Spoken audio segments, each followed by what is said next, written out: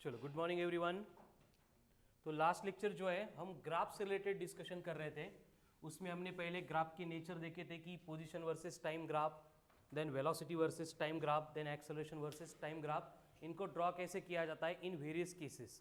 And कल के lecture में हमने देखा था कि एक्चुअल ग्राफ का जो डेटा है उसको एनालाइज करके अननोन क्वांटिटी जो भी होती है उनको कैलकुलेट कैसे करना है। ठीक है, जैसे कि अगर आपको पोजीशन वर्सेस टाइम ग्राफ दिया जाता है तो उसका अगर स्लोप लेंगे तो हमें क्या मिलता है, वेलोसिटी वर्सेस टाइम ग्राफ है उसका अगर स्लोप लेंगे तो, and acceleration versus time graph है उसका स्लोप लेंगे तो काहीच भेटत नाही, आपण घेतच नाही स्लोप। ठीक है, वहाँ पे क्या करते हैं हम एरिया कैलकुलेट करते हैं। फिर एरिया क्या प्रोवाइड करता है, एंड अगर वेलोसिटी वर्सेस टाइम ग्राफ है एरिया कैलकुलेट करेंगे तो डिस्प्लेसमेंट। बस वहाँ पे कंडीशन है कि अगर निगेटिव एक्सिस के अलॉन्ग अगर जा रहा है ग्राफ तो वहाँ पे अगर हम डिस्प्लेसमेंट कैलकुलेट कर रहे हैं तो क्या करना पड़ेगा, जो एक्सिस के ऊपर है उनकी एडिशन, जो एक्सिस के नीचे उनकी। एंड वहीं पे अगर वेलोसिटी कैलकुलेट करनी है एक्सेलरेशन वर्सेस टाइम से तो अगर एक्सिस के ऊपर है तो एडिशन, नीचे है तो किसके लिए एप्लीकेबल है, only for displacement and velocity. लेकिन डिस्टेंस एंड स्पीड कैलकुलेट करते टाइम हर बार हम क्या करेंगे, एडिशन ही करने वाले हैं। ठीक है, तो बेसिकली देखो जो हम डिस्कशन कर रहे थे हर बार हमें वहाँ पे स्लोप की रिक्वायरमेंट थी। जैसे कि ये वाई एक्सिस है एंड ये एक्स एक्सिस है, तो किसी भी लाइन का अगर हमें स्लोप कैलकुलेट करना है तो स्लोप ऑफ द लाइन मतलब क्या होता है, tan थीटा होता है। समझ में आ रहा है? ठीक है, तो अब यहाँ पे हम तीन के स्टैंडर्ड देखेंगे। यहाँ पे जो एंगल है वो किस तरह से है, ये एंगल 0 से बड़ा है बट 90 से छोटा है। तो यहाँ पे जो स्लोप आता है लाइन का वो क्या होगा, पॉजिटिव होगा। क्यों ऐसे, क्योंकि tan 0 tan 30 plus 1/√3, tan 45 plus 1, tan 60 plus √3, मतलब सारी जो वैल्यू है tan की इन बिटवीन 0 to 90 वो पॉजिटिव होती है। ठीक है, लेकिन वहीं पे अगर हम जिस लाइन का स्लोप कैलकुलेट कर रहे हैं वो इस तरह से है तो अगर स्लोप कैलकुलेट करना है मतलब हमें फिर से ये एंगल लेना पड़ेगा।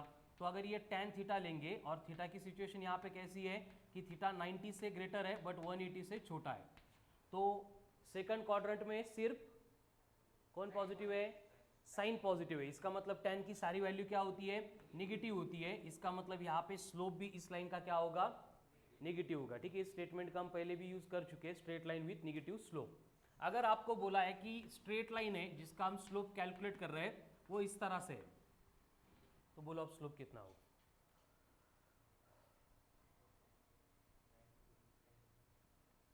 थीटा कितना है, 0 या 90 है, थीटा 90 है, tan 90 नॉट डिफाइंड या फिर इंफिनिटी है। समझ में आ रहा है? तो कोई भी ग्राफ अगर इस तरह से आपको दिया है, पोजीशन वर्सेस टाइम ग्राफ है और बोला है कि टाइम पे पोजीशन इंफिनिटी बन गई, पॉसिबल है क्या? अगर आपको वेलोसिटी वर्सेस टाइम ग्राफ दिया है और बोला कि पर्टिकुलर टाइम पे वेलोसिटी इंफिनिटी बन गई, ये भी पॉसिबल है क्या? अगर एक्सेलरेशन वर्सेस टाइम ग्राफ दिया एंड टाइम पे बोला एक्सेलरेशन इंफिनिटी दिया, मतलब क्या होगा, पॉसिबल ही नहीं होगा। ठीक है, तो ये इम्पॉसिबल केस है, ऐसा ग्राफ प्रैक्टिकली पॉसिबल ही नहीं होता है। ठीक है, उसके बाद में अगर हमें y एंड x एक्सिस दिए, जिस लाइन का स्लोप लेना है वो इस तरह से है, मतलब पैरेलल टू x एक्सिस है, तो इसका स्लोप कितना है, पहले बोलो थीटा कितना है, एंड tan 0, इसका मतलब स्लोप भी कितना हो गया, 0 हो गया। स्लोप 0 है, इसका मतलब y के अलॉन्ग हम जो भी क्वांटिटी रिप्रेजेंट करेंगे it remains constant independent of the time. ठीक है,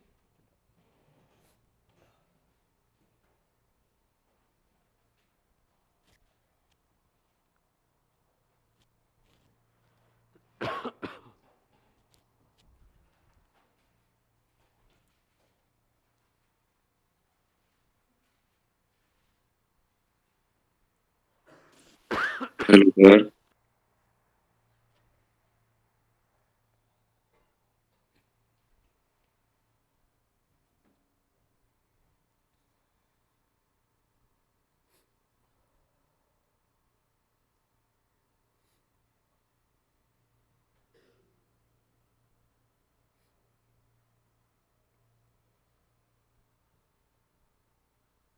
Recording in progress.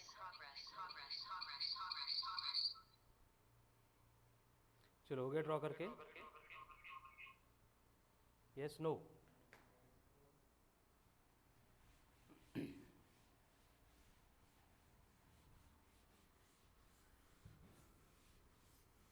तो इस तरह से हम स्लोप कैलकुलेट करते हैं। उसके बाद में और एक पॉइंट आता है जिसमें इम्पॉसिबल ग्राफ्स होते हैं कि जो ग्राफ पॉसिबल ही नहीं है प्रैक्टिकली। अब ग्राफ पॉसिबल नहीं होगा ये हम कैसे डिसाइड कर सकते हैं? जैसे फॉर एग्जांपल आपको ग्राफ दिया है और वो ग्राफ है पोजीशन वर्सेस टाइम, और इस पोजीशन वर्सेस टाइम ग्राफ के ऊपर अगर हमें डिस्टेंस रिप्रेजेंट करना है, एंड डिस्टेंस रिप्रेजेंट करने के लिए आपको इस तरह का ग्राफ दिया है जिसका स्लोप नेगेटिव है। समझ में आ रहा है? तो इसका मतलब क्या हो रहा है, जैसे जैसे टाइम बढ़ रहा है वैसे वैसे डिस्टेंस कम हो रहा है। ऐसा होता है कभी? डिस्टेंस कभी भी नेगेटिव नहीं होता है, मतलब ये ग्राफ जो है वो प्रैक्टिकली पॉसिबल नहीं होता है। समझ लो ना, ठीक है। उस तरह से आपको अगर बोला जाएगा कि ये वेलोसिटी है और सॉरी ये स्पीड है वर्सेस टाइम, ये ग्राफ दिया है, और फिर से यहाँ पे ग्राफ का स्लोप जो है वो नेगेटिव है। अब कंडीशन क्या है कि ये वेलोसिटी नहीं है, स्पीड है, तो स्पीड टाइम के साथ कम हो रही है, मतलब स्पीड कम हो सकती है क्या? हो सकती है, स्पीड कम हो सकती है, कळालं ना? तो स्पीड कम हो सकती है मतलब ये प्रैक्टिकली पॉसिबल है या नहीं पॉसिबल? पॉसिबल है, लेकिन इस ग्राफ को अगर वो यहाँ पे लेके जा रहे हैं तो स्पीड क्या हो गई? निगेटिव हो गई, मतलब ये नीचे का पार्ट पॉसिबल नहीं है। समझ लो ना, ठीक है। अब इसकी कोई ऐसी स्टैंडर्ड केस नहीं है, कुछ भी पूछ सकते हैं आपको, ठीक है। जैसे कि आपको बोला है कि इस तरह से आपको पोजीशन वर्सेस टाइम ग्राफ दिया है एंड बॉडी जो है इस तरह से मूव कर रही है, ये पॉसिबल है क्या ग्राफ? काबर नहीं पॉसिबल? हाँ, क्यों पॉसिबल नहीं है? Hello sir. असं बघितलंच नाही म्हणून टाइम कमी होतोय। कोण आहे ते? नाही, ये सर एकाच टायमाला दोन. डिस्प्लेसमेंट टाइम आहे। कोण आहे आज ऑनलाईनचं हुशार? हाँ हर्षवर्धन बोल। सर एकाच वेळेस दोन पोझिशनवर. एक टाइम पे बॉडी के दो पोजीशन नहीं हो सकते। समझ में आ रहा है ना? अगर यहाँ पे मैं किसी भी टाइम इंटरवल पे बॉडी की पोजीशन अगर मुझे चाहिए तो हम क्या करेंगे, यहाँ पे स्ट्रेट लाइन ड्रॉ करेंगे। इस ग्राफ का मतलब क्या हो रहा है कि बॉडी गिवन टाइम पे यहाँ पे भी प्रेजेंट है, यहाँ पे भी प्रेजेंट है। देखा हिटलर है का at a time 2-4 meeting attend करायला, समझलं ना? तो बॉडी की पोजीशन एक गिवन इंस्टेंट पे मोर देन वन नहीं हो सकती, मतलब इस तरह का ग्राफ प्रैक्टिकली पॉसिबल। फिर से पोजीशन वर्सेस टाइम ग्राफ है और यहाँ पे इस तरह का ग्राफ दिया है, तो है क्या पॉसिबल? कसं चेक करणार? इसका मतलब क्या हो रहा है कि गिवन टाइम इंटरवल पे बॉडी यहाँ पे भी है और बॉडी यहाँ पे भी है, असं होतं का? इसका मतलब हे प्रॅक्टिकली पॉसिबल नाही आहे, ठीक आहे। हे कन्क्लूड करता आलं पाहिजे, आणि हे येण्यासाठी तुम्हाला मॉड्यूलमध्ये number of questions related to impossible graphs दिलेले हैं, कळालं? As it is standard case जो है हमने जो पढ़ा था उसको अप्लाई करके चेक करने का ये प्रैक्टिकली पॉसिबल है या नहीं पॉसिबल है। Clear?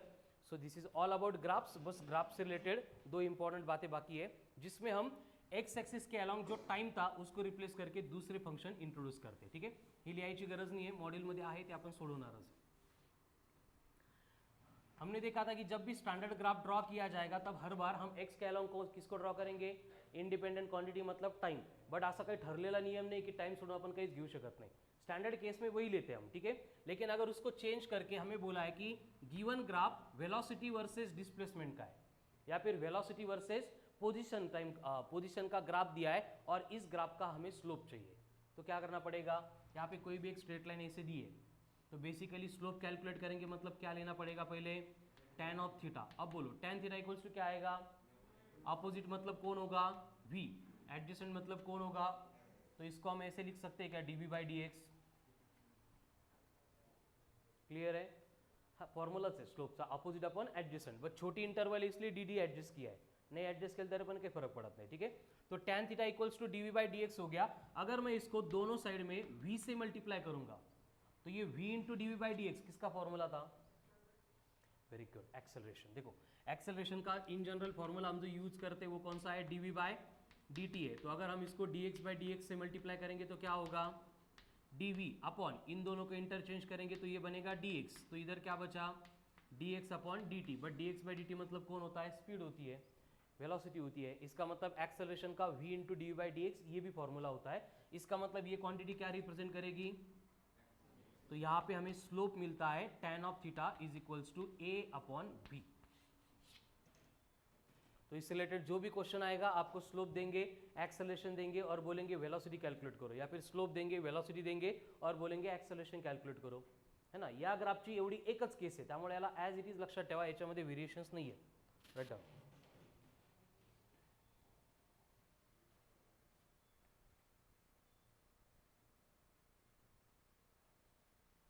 tan theta equals to a by v. कब? अगर ग्राफ वेलोसिटी वर्सेस डिस्प्लेसमेंट या फिर पोजीशन है तो।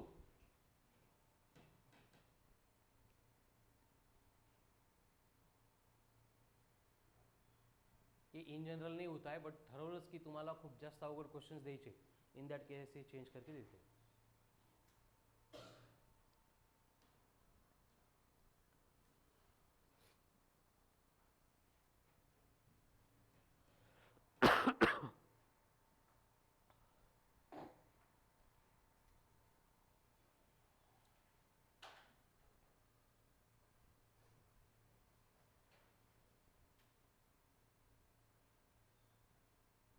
हो गया। अब सेम वे अगर आपको वेलोसिटी वर्सेस पोजीशन की जगह पे ये ग्राफ दिया है, डिस्प्लेसमेंट का स्क्वायर, और ये ग्राफ का नेचर है, तो इस केस में tan थीटा क्या बनेगा? क्या बनेगा? v बाय एक्स स्क्वायर बनेगा। tan थीटा इक्वल्स टू क्या हो गया? v upon x square. अब यहाँ पे देखो कि अगर हम यहाँ पे इधर भी ये x square is equals to क्या हो गया? v upon tan of theta, इस तरह से भी इसको रीअरेंज कर सकते हैं। मतलब अगर स्लोप आ गया तो उसके ऊपर से वेलोसिटी चाहिए या फिर पोजीशन चाहिए या फिर डिस्प्लेसमेंट चाहिए, जो भी अननोन रिक्वायर्ड है उसको हम कैलकुलेट कर सकते हैं, ठीक है। एंड अगर हम यहाँ पे इसको डिफरेंशिएट करेंगे, मतलब ये tan theta is equals to v upon x square है, तो v इक्वल्स टू क्या बनेगा? X square into tan of theta बनेगा। अगर दोनों साइड को डिफरेंशिएट करेंगे तो ये v का डिफरेंशिएशन क्या होगा with respect to t, dv by dt होगा, है ना। एक्स स्क्वायर का डेरिवेटिव क्या होगा? 2x into d x by d t. कहाँ पर d x by d t? D x by d t क्यों? क्योंकि वेरिएबल कौन है? x है, हम differentiate with respect to t कर रहे हैं, इसलिए d x by d t मालूम नहीं, उसको एज इट इज रखना पड़ेगा, ठीक है। एंड इंटू कौन है? tan थीटा, उसका क्या होगा? बोलो, tan थीटा का क्या होगा? कुछ भी नहीं होगा। क्यों नहीं होगा? क्योंकि स्लोप है, tan थीटा क्या है? कांस्टेंट है, तो वो एज इट इज रहेगा, तो ये बनेगा इंटू tan ऑफ थीटा। कळतंय का हे काय केलं आपण? Yes no? नसेल कळत तरी पण बघून घ्या, एज इट इज लिहून घ्या, ठीक है। याच्यामध्ये काही वेगळे ऍप्लिकेशन येत नाही, याची एज इट इज कंडिशन है। तो डीवी बाई डी टी मतलब क्या बन गया? हाँ, एक्सेलरेशन। ये D x by d T मतलब कौन है? तो ये 2x इंटू वेलोसिटी इंटू बन गया tan ऑफ थीटा। तो ये tan theta is equals to क्या होता है? a upon twice of x into v. ऐसे वेरियस फॉर्म में जो भी अननोन रिक्वायर्ड क्वांटिटी है उसको कैलकुलेट करने के लिए हम ये सिम्प्लीफाय करके यूज कर सकते हैं, ठीक है। बट ये भी इन जनरल केस नहीं है, कधीतरी जर आपल्याला चेंज करून दिलेत ये टाइम की जगह पे पोजीशन या फिर पोजीशन का स्क्वायर, उसी केस में हम इसको यूज करने वाले, ठीक है। चलो write down. So this is all about graphs and application of graphs. एवढं सोडून ग्राफच्या पार्टमध्ये काहीच नहीं है। एंड मॉड्यूल में इसके ऊपर सिर्फ एक कंसेप्ट एप्लीकेशन है, कौन सी? Concept application number 6। Solve example कितने करो काउंट?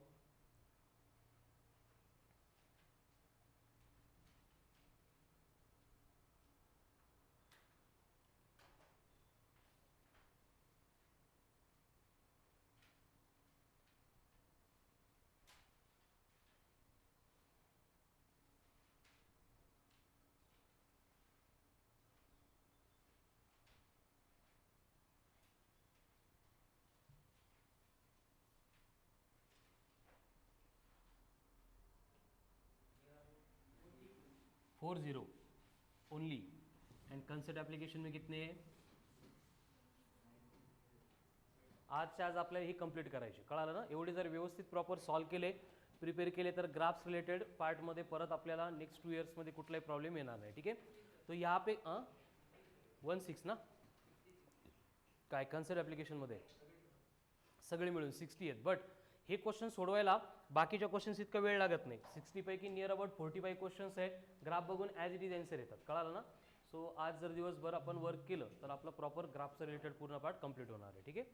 अब मोशन अलॉन्ग स्ट्रेट लाइन में और कुछ एप्लीकेशन के प्रॉब्लम आते हैं, जैसे वो ड्रंक कार्ड का प्रॉब्लम होता है। क्या होता है ड्रंक कार्ड? मतलब है ना, अल्कोहोल घेतलेला माणूस रस्त्याने चालला, है ना, चालत असताना काय झालं, असा चाललाय, इथं जो खड्डा आहे आणि तो खड्ड्यात पडणार आहे.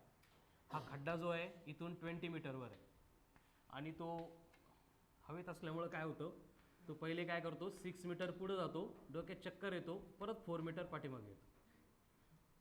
कळालं? आणि तो चालत असताना त्याची जी एक स्टेप आहे ती 1 मीटरची असते. एक स्टेप कितनी है 1 मीटर की. तो जब तक खड्डे में नहीं गिरेगा तब तक कितनी स्टेप चलेगा, करो कैलकुलेट.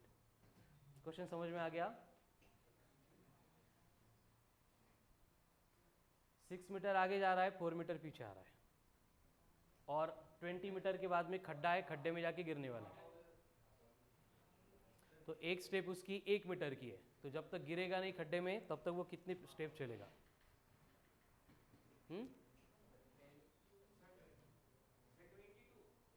22 स्टेप चलेगा. Very good. अजून ते कळते का बाकीच्यांना? क्वेश्चन कळाला का? है ना. 6 मीटर आगे जा रहा है, 4 मीटर पीछे आ रहा है. का बरं? हवेत म्हणून. ठीक है. बाकी और आगे 6 मीटर जाएगा, फिर और 4 मीटर पीछे आएगा. तो इस तरह के क्वेश्चन हम स्टेप बाय स्टेप भी सॉल्व कर सकते हैं, but it will consume too much time. तो एग्जैक्ट कंडीशन क्या है, रेवन इकडे लक्ष दे, जास्त विचार करू नको. तो उसको हम अप्लाई करेंगे. कंडीशन क्या है कि जब वो 14 मीटर पे आएगा, 14 मीटर पे आने के लिए कितनी स्टेप चल रहा है वो हम बाद में फाइंड कर लेंगे. लेकिन जब 14 मीटर पे आएगा उसके बाद जब वो 6 मीटर जाएगा तब खड्डे में गिर जाएगा. समझ में आ रहा है ना? तो 14 मीटर के बाद में वो सिर्फ 6 स्टेप के बाद में गिरने वाला, ये क्लियर हो गया. लेकिन 14 मीटर तक आने के लिए उसको कितनी स्टेप चलना पड़ेगा? देखो, हर एक 2 मीटर कवर करने के लिए वो चल रहा है 10 स्टेप. समझ में आ रहा है ना? नहीं कळत. 6 मीटर आगे जा रहा है, 4 मीटर पीछे आ रहा है, मतलब 10 स्टेप चलने के बाद वो कितना डिस्टेंस चला? 2 मीटर. और आगे 2 मीटर जाने के लिए उसको क्या करना पड़ेगा? अजून 10 स्टेप चालवावं लागेल. कळालं? तो 14 मीटर तक क्या हो रहा है? देखो, 2 स्टेप के लिए 2 मीटर के लिए 10 स्टेप, 4 के लिए 20, 6 के लिए 8 के लिए 10 के लिए 11 नहीं 12 के लिए एंड 14 के लिए. समझ में आ रहा है? मतलब 14 मीटर यहाँ तक आने के लिए वो चलेगा 70 स्टेप एंड उसके बाद में 6 स्टेप के बाद में वो जाके पीठ में, खड्डे में, नाली में जाके गिर जाएगा. मतलब वो 76 स्टेप के बाद में गिरता है. ठीक है? खड़ा लगा? कंफर्म? या फिर इसको ऐसे भी बोल सकते हैं कि जब वो आगे जा रहा है तो आगे जाते टाइम वो क्या करता है, 3 सेकंड में 3 सेकंड तक आगे जाता है एंड 2 सेकंड तक पीछे आता है. आगे जाके वो कितना डिस्टेंस कवर करता है? 6 मीटर. पीछे आके कितना कवर करता है?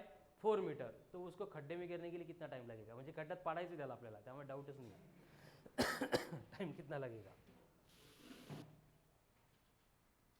ये फिजिक्स का नहीं है, कॉमन सेंस का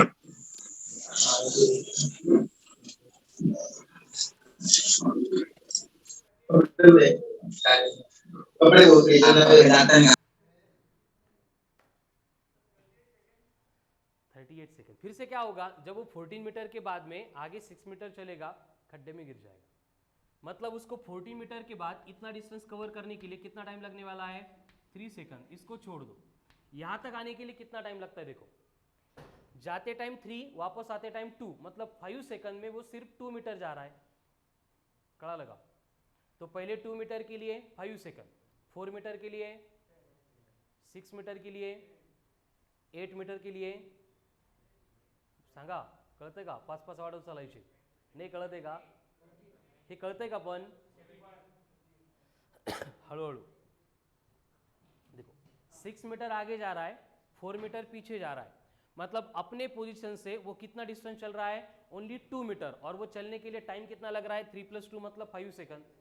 तो 2 मीटर के लिए 5 सेकंड, 4 मीटर के लिए 10 सेकंड, 6 मीटर के लिए 15, 8 के लिए 10 के लिए 12 के लिए एंड 14 के लिए. हाँ, तो यहाँ तक आने के लिए वो चल रहा है 35 सेकंड. तो ये 35 प्लस ये 3 कितने हो गए? 38 सेकंड. मतलब 38 सेकंड में, और उसके बाद में वो जाके खड्डे में गिर जाएगा. कळतंय का? नेक्स्ट, एक मंकी है और उसको पोल पे चढ़ना है. माकड़ है ना, पोल और चढ़ाई से. बट उसका प्रॉब्लम क्या हो रहा है कि वो 3 मीटर चढ़ता है फिर 2 मीटर घसरता है, घसरून खाली येतो, कळालं ना. और ऊपर जब जा रहा है तो 2 सेकंड जा रहा है, नीचे आ रहा है तो 1 सेकंड आ रहा है. और टोटल पोल की लेंथ आपको बोला है 15 मीटर है, तो वो पोल पे कितने टाइम के बाद जाएगा. अभी हमें पहले डिसाइड करना पड़ेगा कि वो 3 मीटर मतलब जब 12 मीटर के बाद में ऊपर जाएगा फिर नीचे घसरेगा नहीं, कळालं ना, कारण तो टॉप लॉस है.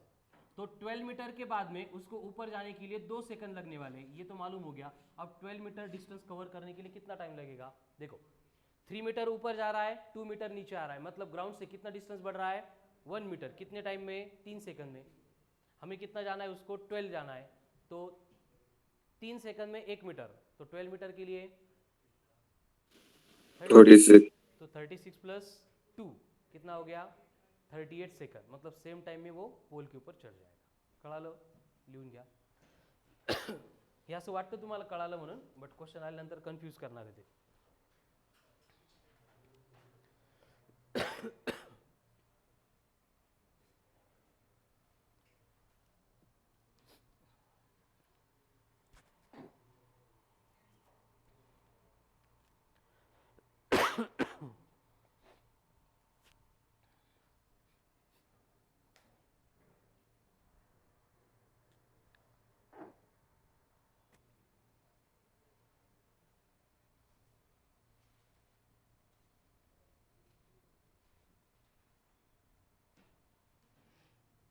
चलो हो गया लिख के.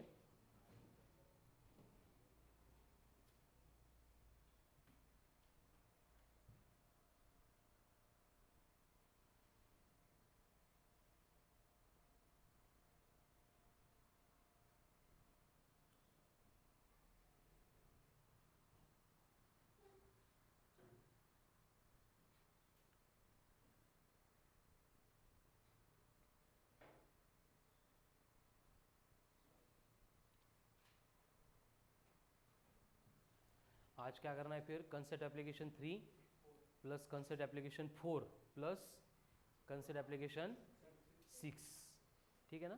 आणि उद्या संडे की कोई भी टेस्ट नहीं है, no test is there, but class है, ठीक है ना. और लेक्चर मॉर्निंग का नहीं है, बट बाकी दिन भर है, कारण आपण ट्यूजडेचं टार्गेट उद्याच कंप्लीट करतोय. हे बघा 1 2 काल झाल्या, 3 4 6 आज होईल. काय राहिलं, नाही ना, 5 आणि 8, 5 7 8 3 राहिल्या, ठीक आहे. तर 5 7 8 उद्या कंप्लीट होते. नाही कळते काय म्हणतोय मी. मॉड्यूलमधले कन्सेप्ट ॲप्लिकेशन परत सोडवायचे की नाही आपल्याला. 1 2 काल कंप्लीट झाल्या, किती लोकांनी कंप्लीट केल्या 1 आणि 2. ज्यांनी नाही केल्या ते बेटा आता सोडून द्या, थोडासा विचार. कळालं ना, आपल्याला पहिले बोर्डवर फोकस करून बोर्ड पास करायचं आहे, त्यासाठी प्लॅन करा. नीट जेही तुमच्या आवाक्यात नाही आहे, कळालं ना, कारण मी काल पण सांगितलं होतं 1D आता नाही झाला, परत कधीच नाही होणार. मग आज नेक्स्ट कन्सेप्ट ॲप्लिकेशन 3 4 आणि आपण स्टडी करतोय ती 6, ह्या आज कंप्लीट करायच्या आहेत आपल्याला, ठीक आहे, 1 to 8 मध्ये. आणि उद्या मग 5 7 आणि 8. मग मंडेपासून आपण व्हेक्टर स्टार्ट करणार, तोपर्यंत 1Dचं कंप्लीटवर कंप्लीट झालं असेल, ठीक आहे. व्हेक्टर आणि मोशन इन ए प्लेनच्या सगळ्या कन्सेप्ट याच आहेत, त्यामुळे 1D जर प्रिपेअर नाही झाला, सगळ्या कन्सेप्ट व्यवस्थित सोडून नाही झाल्या, तर मोशन इन ए प्लेनमध्ये काही कळणार नाही. कळालं ना. चलो हो गया ये. So this is all about graphical questions and application of motion along straight line. बस इसमें एक लास्ट पार्ट बचा है, that is about relative velocity. But actual में रिलेटिव वेलोसिटी के जो कंसेप्चुअल पार्ट है वो हम मोशन इन ए प्लेन में पढ़ते हैं, तो इधर कुछ ज़्यादा खास नहीं है, बस 3 4 स्पेशल केस है, उनको हम यहाँ पे इंट्रोड्यूस करेंगे. रिलेटिव वेलोसिटी राइट डाउन, यहाँ पे रिलेटिव मोशन लिखो, रिलेटिव मोशन.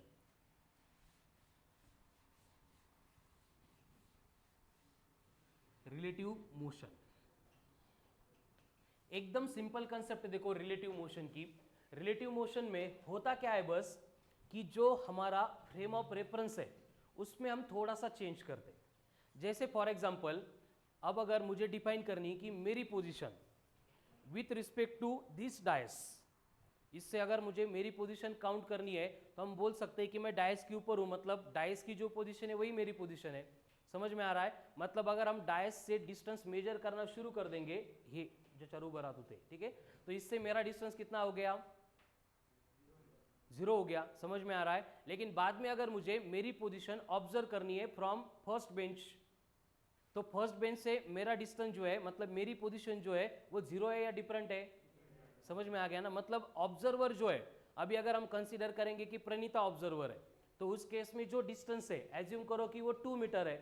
अगर हमने ऑब्जर्वर को चेंज कर दिया, ऑब्जर्वर प्रथमेश बन गया, तो डिस्टेंस या फिर मेरी पोजीशन सेम रहेगी या चेंज होगी, समझ में आ रहा है ना। मतलब ऑब्जर्वर यानी फ्रेम ऑफ रेफरेंस अगर हम चेंज कर देंगे तो उसके रिलेशन में क्या होता है, जो भी पोजीशन होगा, डिस्प्लेसमेंट होगा, वेलोसिटी होगा, एक्सेलरेशन होगा of the body under observation, वो क्या होता है, चेंज होता है। यही एक कंसेप्ट बस रिलेटिव में हमें कंसिडर करनी है।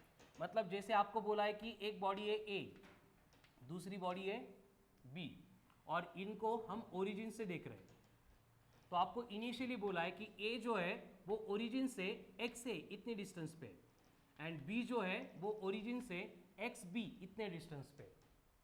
तो अगर हमें ए की पोजीशन चाहिए, पोजीशन ऑफ ए चाहिए विथ रिस्पेक्ट टू ओरिजिन, तो कितनी होगी, position of A with respect to origin X ही होगी। मतलब एक्स ए को हम क्या लिख सकते हैं, एक्स ए मतलब क्या हो गया, position of A with respect to origin हो गया, कहते कहे। उसी तरह से अगर हमें बी को देखना है, मतलब बी की position with respect to origin चाहिए, तो वो क्या बनेगी, एक्स बी बनेगी ना। कितना डिस्टेंस है उसका, एक्स बी, तो एक्स बी को क्या लिखना पड़ेगा, position of with respect to origin, समझ में आ रहा है। लेकिन अगर हम इस ए को देखेंगे बी के ऊपर से, ए को देखेंगे बी के ऊपर से, इसका मतलब क्या होगा, position of A with respect to B, A को देख रहे हैं बी पे खड़े होके, मतलब क्या होगा, position of A with respect to B. तो एक्स ए बी को रीड कैसे करेंगे, position of A with respect to B, and इसको फाइंड करने के लिए हमें यहां पे क्या करना पड़ेगा, बस एक्स ए माइनस एक्स बी करना पड़ेगा। म्हणजे बघा ए आणि बी चेंज होता है का, बस हम उसको जहां से ऑब्जर्व कर रहे हैं वो ऑब्जर्वर चेंज हो रहा है, मतलब फ्रेम ऑफ रेफरेंस में चेंज ऑकर हो रहा है, तो यहाँ पे ये बनेगा एक्स ए माइनस एक्स बी। अगर सेम वे हमें पोजीशन ऑफ बी चाहिए विथ रिस्पेक्ट टू ए, तो इसका मतलब क्या होगा, एक्स बी मायनस एक्स ए होगा। फक्त ए बी असेल तर ए मायनस बी करा, बी ए असेल तर बी मायनस ए करा, एवढंच आहे, नवीन काही नाही त्याच्यामध्ये, कळालं।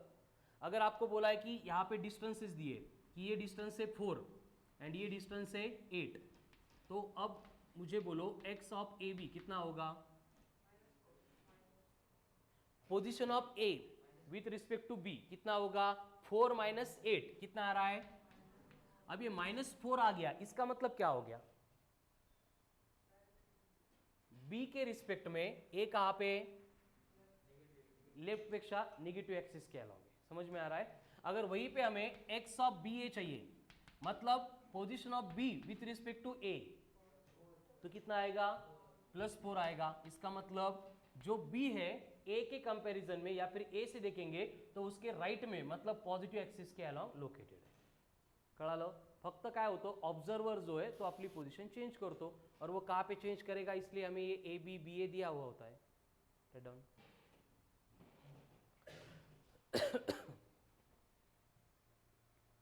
डिफरेंस क्या होतोय, अब तक जो हम motion along straight line discuss कर रहे थे, वहां पे हमारा फ्रेम ऑफ रेफरेंस या फिर ऑब्जर्वर हर बार एक तो कोऑर्डिनेट एक्सिस का ओरिजिन हुआ करता था, नहीं तो अर्थ या फिर ग्राउंड हुआ करती थी। यहाँ पे क्या होगा, जो दो बॉडीज मोशन परफॉर्म कर रही है उनमें से एक ऑब्जर्वर बन जाएगा, समझ में आ रहा है। बस इतना चेंज हम यहाँ पे कर रहे हैं।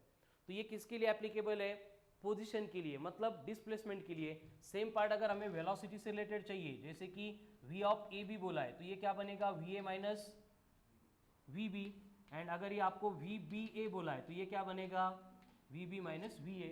सेम पार्ट अगर हम एक्सेलरेशन के लिए अप्लाई कर रहे हैं तो एक्सेलरेशन क्या होगा, acceleration of A minus acceleration of B, and acceleration of B A बोलेंगे तो क्या होगा, acceleration of B minus acceleration of A होगा। नवीन काहीच नहीं, पहिल्यापासून जे स्टडी करतोय तेच आहे, बट यहाँ पे थोड़ा सा बस स्टार्ट में जो डिफरेंस था वो मेंटेन करना है। अभी अगेन अगर काइनेमेटिकल इक्वेशन यूज करके हमें कुछ सिंप्लीफाई करना है तो काइनेमेटिकल इक्वेशन भी सेम ही रहेंगे। जैसे v इक्वल टू क्या होता है, u plus a t, v square equal to क्या होता है, u square plus 2as, s equals to क्या है, u t plus half of a t का स्क्वायर. तो अगर हमें बोला जा रहा है कि पहिले बघून घ्या, समजून घ्या, नंतर लिहा. ठीक है. अगर हमें वी ए बी की चाहिए, इसका मतलब यू भी किसकी लेंगे, ए बी की. ए बी किसका होगा, ए बी का. अगर v square final velocity A B की चाहिए तो फिर से ये सारे क्या बनेंगे, A B A B A B A B A B A B. अगर फिर से काइनेमेटिकल इक्वेशन हमें बी ए के लिए चाहिए तो क्या होगा, काइनेमेटिकल इक्वेशन सेम रहेंगे, A B replace by B A होगा. कहते का, राइट डाउन.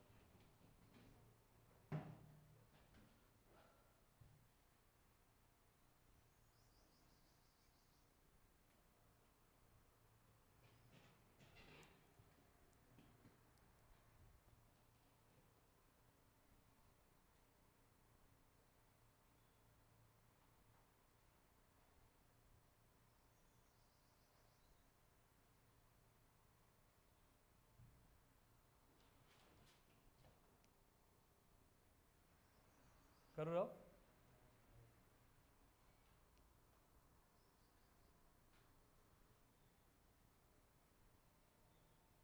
कल का शेड्यूल समझ में आ गया ना. 9 AM ऑनवर्ड्स, सकाळी नाही यायचं आहे, 9 AM पर्यंत निवांत झोपा उद्या. 9 AM ऑनवर्ड्स. ऑनवर्ड्स मतलब कब तक, जब तक हमारा टारगेट कंप्लीट नहीं होता है. कल क्या होगा टारगेट हमारा, फक्त 7 आणि 8, motion under gravity and relative motion दोनच आहेत उद्या. किंवा मग आज जर काही पेंडिंग वर्क राहिलं ते कंप्लीट करून उद्या. और फिर मंडे को जो है एक रेगुलर टेस्ट रहेगी, एक सरप्राइज टेस्ट रहेगी. सरप्राइज टेस्ट में क्या होगा, motion along straight line, module के सारे क्वेश्चंस रहेंगे. ठीक है ना. और उसमें भी क्वेश्चन जो टेस्ट जो है वो 3 टेस्ट होगी. पहली टेस्ट होगी based on only solved examples. Second test होगी based on only concept application के एग्जाम्पल. तीसरी टेस्ट होगी बेस्ड ऑन, लास्ट में होते हैं ना टॉपिक वाइज, एंड उसके बाद में मिक्स टाइप, इन दोनों के ऊपर की. एंड इनको छोड़ के फिर एक फोर्थ टेस्ट होगी जिसमें क्या होगा, solve, concept application, topic wise and mix, चारों इंक्लूड होंगे. ठीक है ना.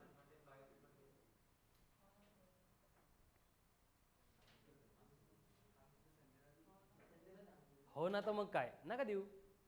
मी सांगितलं लुळ्या पांगळ्यांना, हँडिकॅपला आपल्याकडे काही स्कोपच नाही, कळालं ना. ज्यांचे रिझन रेडी आहेत, बायोची टेस्ट आहे, केमिस्ट्रीची टेस्ट आहे, जेवण करायचं आहे, झोपायचं आहे, घरचे येणार आहेत, हे करायचं आहे, ते करायचं आहे, करत बसा दे. बरोबर आहे की नाही.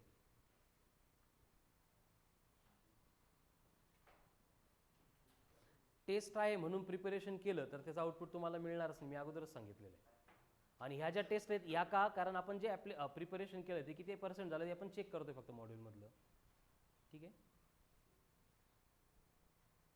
डिफरन्स लगेच लक्षात येतो, कळालं ना. काही लोक मंडे नंतर ज्या टेस्ट होतील 100+ रेग्युलर राहतील आणि बाकीचे जर हे मॉड्यूलमधलं सगळं कंप्लीट नाही केलं तर ते परत आयुष्यामध्ये 100+ जाणारच नाही, कळालं ना. कारण डायमेन्शन्स आणि 1D यांची क्वेश्चन रोजच्या टेस्टमध्ये येणारच आहे. त्यामुळे लास्ट ऑपॉर्च्युनिटी तुमच्याकडे आज आणि उद्या कंप्लीट करण्याची. याच्यानंतर केले तरी काय होईल मग तुमच्या पद्धतीनं. मग डाऊट विचारायला आल्यानंतर लक्षात येते तुमच्या, जे कधी मधी करणार आहेत त्यांना मी एंटरटेन करत नाही, कळालं ना. जे सिन्सिअरली प्रिपरेशन करतात त्यांचे डाऊट्स लगेच क्लिअर होतात. बाकीचे जे आहेत, तुमचं नाही तसं, मी बाहेर होतो त्याच्यामुळे नाही क्लिअर केले.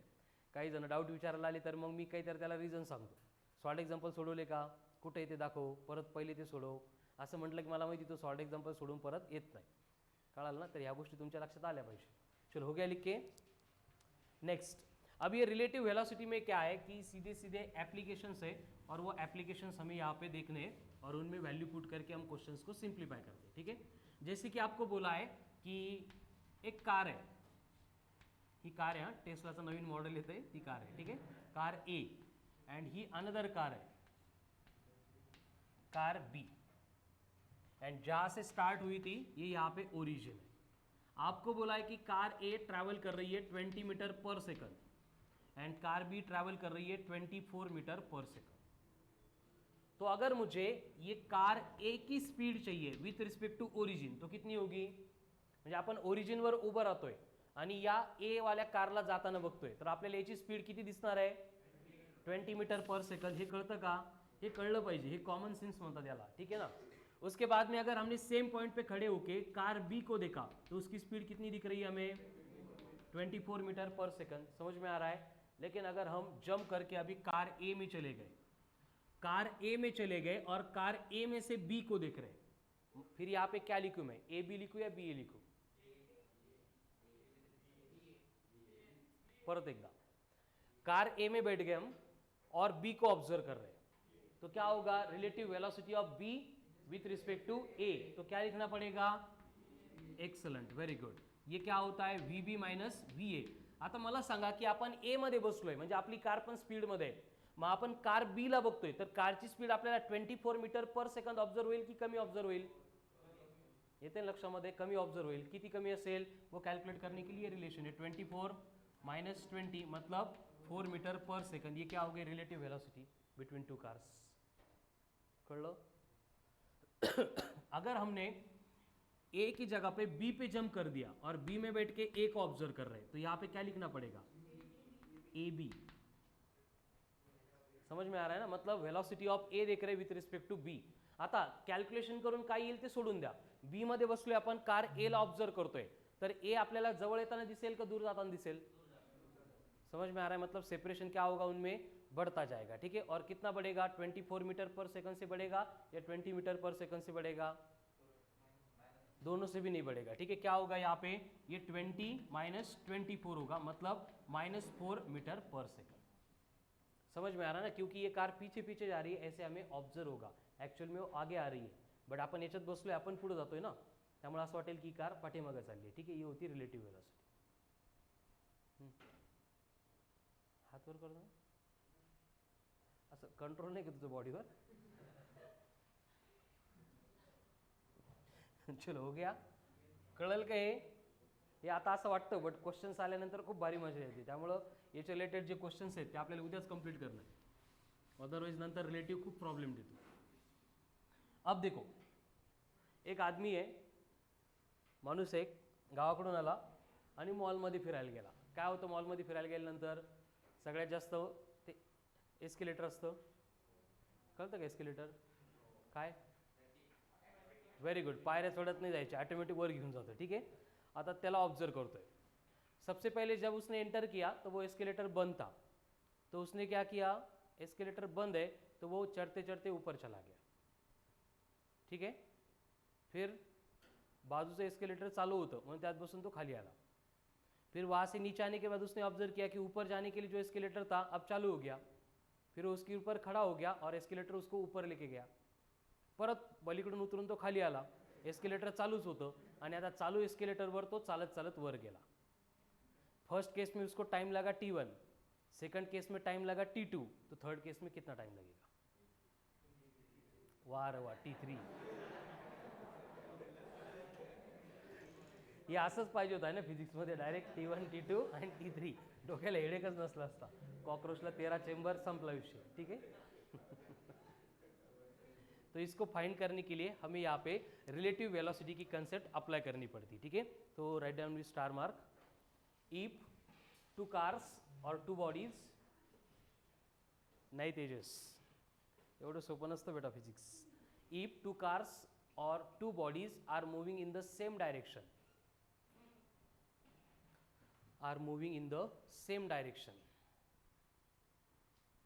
then their relative velocity is given by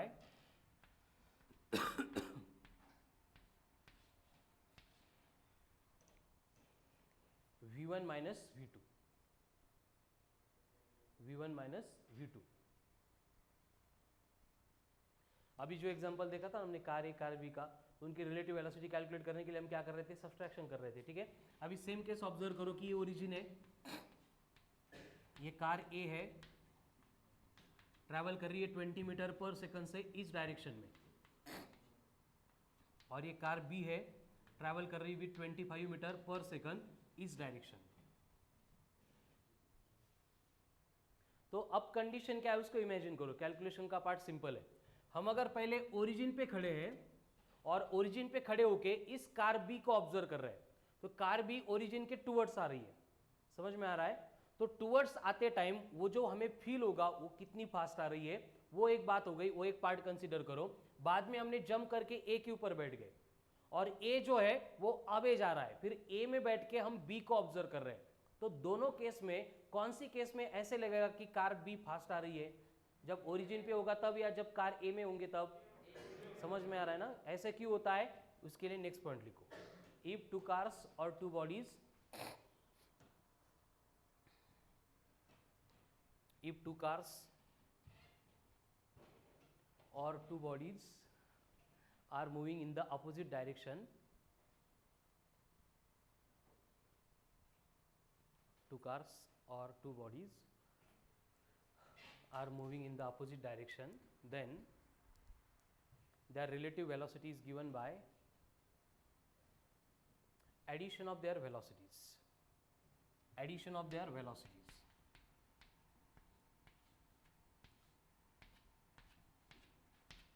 मतलब v1 plus v2, v1 plus v2. ठीक आहे. म्हणजे आता इथून पुढे लक्षात ठेवायचं, two cars two bodies moving in the same direction है तो उनकी रिलेटिव वेलोसिटी बनेगी v1 माइनस v2. अगर moving in the opposite direction है तो v1 प्लस v2. ठीक है. जैसे कि आपको बोला है, write down with star mark, if a train of length L T, L suffix T, याचा अर्थ काय होतो? Length of train crosses a bridge, of length L B. L B का मतलब length of bridge. L T is length of train and L B is length of bridge. एक train है जिसकी length L T है, उसको क्या करना है? एक ब्रिज क्रॉस करना है एल बी इतनी लेंथ का, with speed v.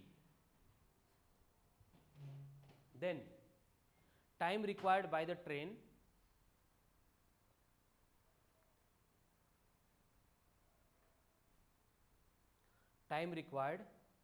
Train to cross the bridge. Time required by the train to cross the bridge. Bridge को क्रॉस करने के लिए ट्रेन को कितना टाइम लगेगा? कितना टाइम लगेगा? v1 t1. Very good. ठीक है. कितना टाइम लगेगा? t1.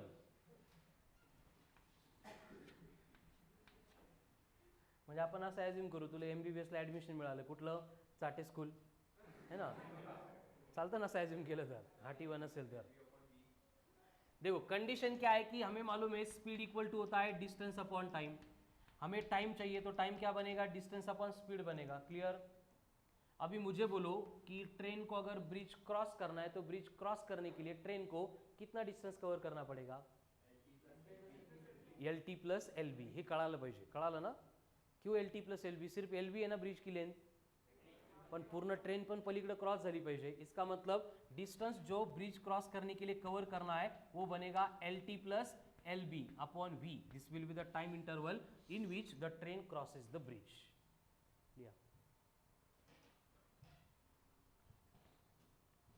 हे मला वाटतं ते 5-6ला एक्झाम होता ना कुठल्या स्कॉलरशिपच्या, त्यानंतर JNVच्या, है ना? त्या एक्झाममध्ये क्वेश्चन्स येतात यश. तू पण JNVला होता का? तू पण JNVला होता? कोमल होती ना? कोमल कुठं होती? कोमल 10th पर्यंत स्कूलमध्ये कुठं होती? जिल्हा परिषद. आणि तू जिल्हा परिषदमध्ये नव्हता? खोटं सांगतो लोकांना. ठीक है, हो गया. Next, if two trains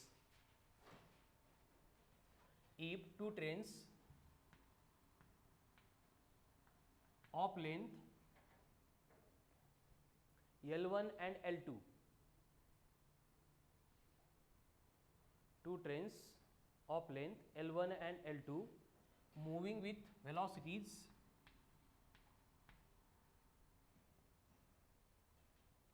V1 and V2 moving in the same direction,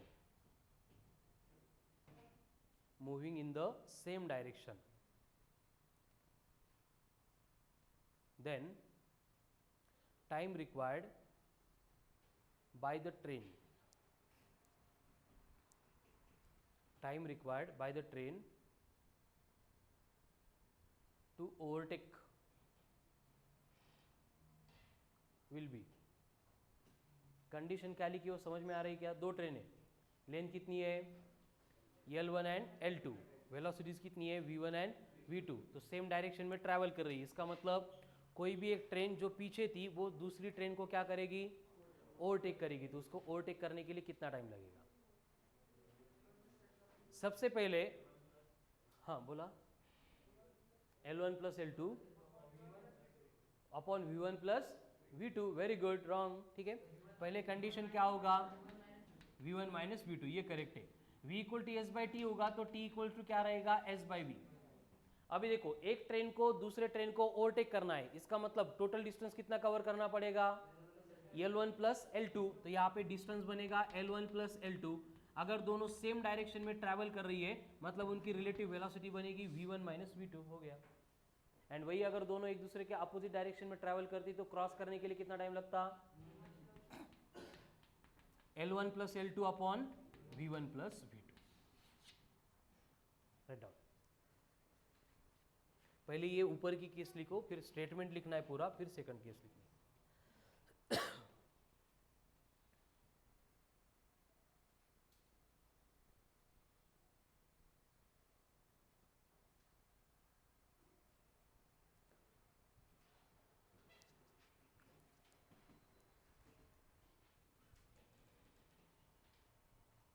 मला असं वाटतं आता लाईव्ह लेक्चर मंडेपासून बंद करावे आपण, है ना?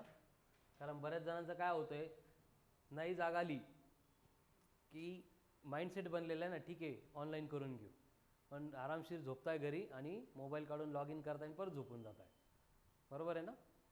उद्या आपण डिसाईड करू मंडेपासून रेकॉर्डेड भेटतील, फक्त लाईव्ह लेक्चर नाही राहणार, कळालं? कारण आता ऑफलाईन सुरू झाले, सगळ्यांनी ऑफलाईन यायला पाहिजे.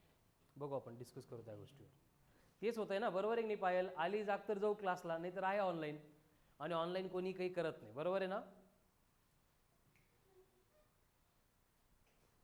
चलो हो गया. नेक्स्ट स्टेटमेंट लिख दिया क्या? नेक्स्ट वाला यस नो, क्या लिखा? तेच लिहायचं. If two trains of length L1 and L2 moving with velocities V1 and V2 crosses each other, then time required to cross the trains or to cross each other will be, कितना होगा? L1 plus L2 upon V1 plus V2.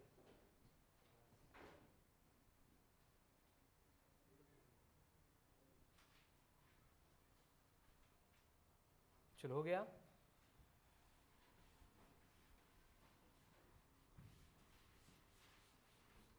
Next, if a boat, कौन सी boat? Boat कळतं ना? हाँ, a boat moving in a river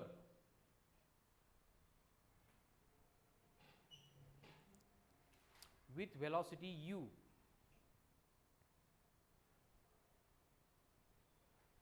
and velocity of river flow is v. Velocity of river flow is v. Then if number 1,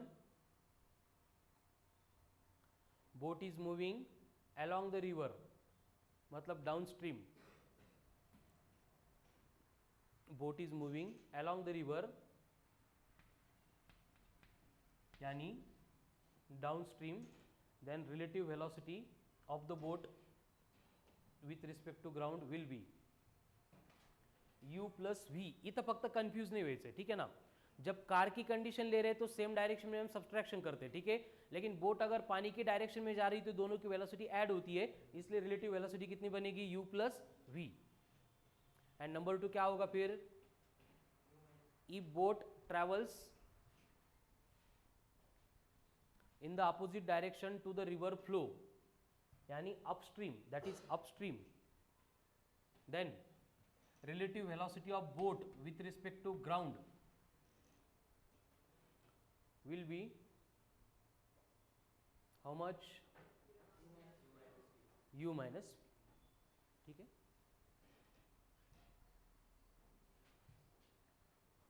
next, if, आता पहिला problem एस्केलेटरचा, if a man moving on a stationary escalator, त्याला एस्केलेटरच म्हणता ना, if a man moving on a or walking on a stationary escalator requires time t1 to cross it, which is of length L, which is of length L,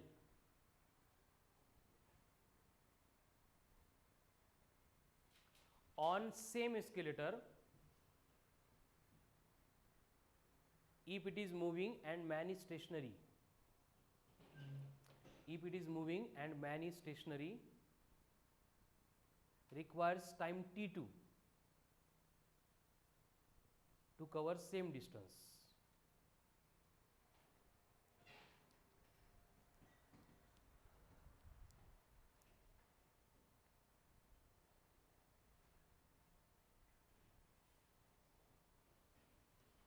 Then the time required by the man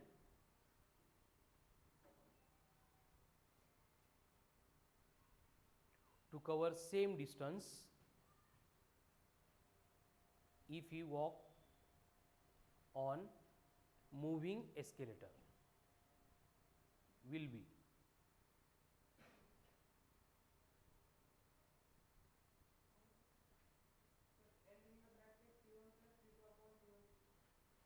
लेकिन हमारे पास data सिर्फ T1 and T2 के form में होता है, लेन दिलेली नाही आहे ती, क्वेश्चन मध्ये देत नाही ती, इथंच दिली फक्त। म्हणजे कंडीशन काय होती बघा, वो इतना डिस्टेंस है L, ये डिस्टेंस वो क्रॉस कर रहा है। पहले बोला कि एस्केलेटर स्टेशनरी था, मतलब वो वॉक करके जा रहा है, इसका मतलब क्या होगा, velocity of man will be equals to L upon T1 होगा, यानी T1 इक्वल्स टू क्या बनेगा, L upon velocity of man. बाद में जब वो स्टेशनरी हो जाएगा और एस्केलेटर उसको लेके जाएगा तो यहाँ पे वेलोसिटी ऑफ एस्केलेटर बनेगी L अपॉन T2, यानी T2 इज इक्वल्स टू बनेगा L upon velocity of escalator. इतपर्यंत काही प्रॉब्लेम नहीं है। बट जब थर्ड केस है तब क्या हो रहा है क्या हो रहा है, तो हम क्या करेंगे, दोनों की डायरेक्शन सेम है, इसलिए Vm माइनस वी करेंगे या Vm प्लस वी करेंगे। Vm माइनस वी कब करते हैं, अगर दो कारें टू कारें अलग अलग मूव कर रही है तो, लेकिन जैसे पानी में बोटे सेम डायरेक्शन में जा रही तो हम क्या करते हैं, ऐड करते हैं। तसं एस्केलेटरवर माणूस है सेम डायरेक्शन में जा रही तो उनको क्या करना पड़ेगा, ऐड करना पड़ेगा। इसका मतलब क्या होगा, जब थर्ड केस है तब velocity of man plus velocity of escalator will be equals to length upon time t, ऐसे होगा, ठीक है। अब Vm एंड V की वैल्यू यहाँ से पुट करेंगे, क्या होगा, L upon T1 plus L upon T2 is equals to L upon T, L cancel, तो 1 upon T1 plus 1 upon T2 is equals to T है, तो क्या होगा T, ये तक नहीं है,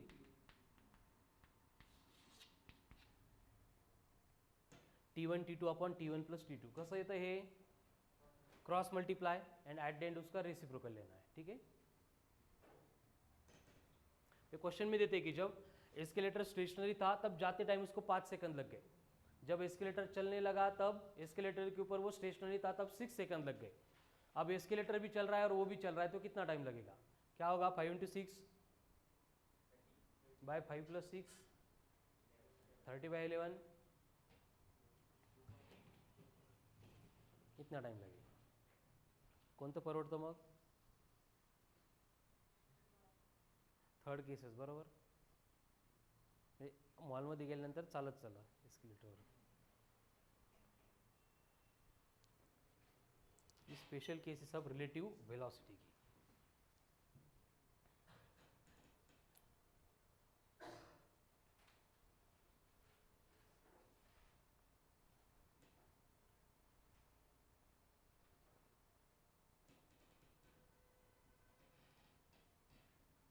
ठीक है. So this is all about relative velocity graphical questions, यानी कि all about motion along straight line. Motion along straight line का सिलेबस सिर्फ इतना ही है ना. स्टार्ट से देखो, मतलब नियर अबाउट 1 मंथ हो गया और हमने सिर्फ 3 कंसेप्ट का डिस्कशन किया है, डिस्प्लेसमेंट, वेलोसिटी एंड एक्सेलरेशन. इन तीनों को छोड़ के कुछ भी नहीं था. समझ में आ रहा है ना. तो अगर आज, कल और मंडे तक ये सारा वर्क एकदम ध्यान से कंप्लीट करेंगे तो फॉर योर लाइफ टाइम, मतलब 2 साल तक तो होगा ही होगा, लेकिन फॉर योर लाईफ टाईम ये टॉपिक का आपको ॲडव्हान्टेज मिळता राहिला. कळालं ना. जर आज उद्या परवा जर नाही केलं तर परत 1D होत नाही. कळालं ना. कारण जे लोक स्टार्टपासून from 12th of October efforts घेत आहेत, आत्ता आता कुठं बरं वाटायला लागले. बरोबर आहे की नाही. काल कन्सेप्ट ॲप्लिकेशन 1 आणि 2 सोडवताना असं वाटत असेल की आपल्याला येतं म्हणून. बरोबर आहे की नाही. बट जे फर्स्ट टाईम सोडवत आहे त्यांना काही कळतच नसेल कुठला क्वेश्चन कुठं आला आणि कधी आला आहे म्हणून. चलो, so remaining part will continue on next lecture. देखो क्या बोला है मैंने, शेड्यूल्ड. कल जो है संडे, जो रेगुलर टेस्ट होती है वो टेस्ट नहीं है, समझ लो ना. बट कल क्लास है. कल के क्लास में क्या है, 9 AM ऑनवर्ड्स हम मॉड्यूल का जो भी पेंडिंग कंसेप्ट एप्लीकेशन का पार्ट है वो प्रैक्टिस करने वाले. ठीक है. And on Monday test will be there. Monday की जो मॉर्निंग की टेस्ट होगी लेक्चर से पहले, उसमें क्या होगा, dimensions and motion along straight line का पूरा सिलेबस इंक्लूडेड रहेगा. कळालं. वेक्टर झाला नाही तुमचा, त्यामुळे वेक्टरवर क्वेश्चन्स येणार नाही. परत 4 वेळा विचारायला येऊ नका, नाही तर रोज अक्षय खरात तेच विचारतो, सर वेक्टर येणार आहे का. कळालं. एंड मंडे से फिर मैंने बोला है कि सरप्राइज टेस्ट होने वाली है, जो 4 या 5 टेस्ट होगी. समझ में आ रहा है ना. उसमें क्या होगा, मोशन अलोंग स्ट्रेट लाइन के सारे सॉल्ड एग्जाम्पल की एक टेस्ट अलग, देन सिर्फ कंसेप्ट एप्लीकेशन की दूसरी टेस्ट अलग, देन टॉपिक वाइज के एंड मिक्स टाइप की तीसरी टेस्ट अलग, एंड 4 टेस्ट होगी जिसमें पूरे क्वेश्चंस इंक्लूडेड रहेंगे. क्लियर. कळालं नक्की. चलो, थँक्यू. Good night.